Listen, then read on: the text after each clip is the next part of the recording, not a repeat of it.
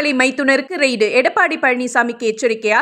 தமிழக பாஜக தலைவர் அண்ணாமலையின் பினாமியான சிவக்குமார் மீது வருமான வரித்துறை ரெய்டு நடந்தது பல்வேறு யூகங்களை கிளப்பியிருக்கிறது. அண்ணாமலையின் மைத்துனரான செந்தில்குமார் இந்தியா சிட்பண்ட் என்ற பெயரில் நிதி நிறுவனம் மற்றும் ஏலச்சீட்டு நடத்தி வருகிறார். அதோடு பழனி அருகே உள்ள புளியம்பட்டியில் செங்கல் தயாரிப்பு நிறுவனமும் நடத்தி வருகிறார். இவர் சத்திரப்பட்டியில் மிகப்பெரிய பங்களா கட்டினார். இந்த நிறுவனங்களில் எல்லாம் அண்ணாமலை பல 100 கோடி ரூபாய் முதலீடு செய்திருப்பதாக எதிர்க்கட்சிகள் குற்றம் சாட்டி வந்தார்கள். இந்த நிலையில் செந்தில்குமார் வீடு அலுவலகத்தில் திடீரென வருமான வரித்துறை சோதனை நடத்தப்பட்டுள்ளது. இது குறித்து அண்ணாமலை சட்டம் தன் கடமையை செய்கிறது என்று மட்டும் கூறியுள்ளார்.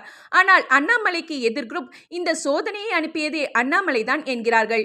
சிவக்குமார் சமீபத்தில் அண்ணாமலையை தாண்டி சில காரியங்கள் செய்வதால் அவர் தலையில் தட்டி வைப்பதற்காகவே இந்த நடவடிக்கை என்கிறார்கள். அதோடு இதில் ஒரு அரசியல் கணக்கும் இருக்கிறது.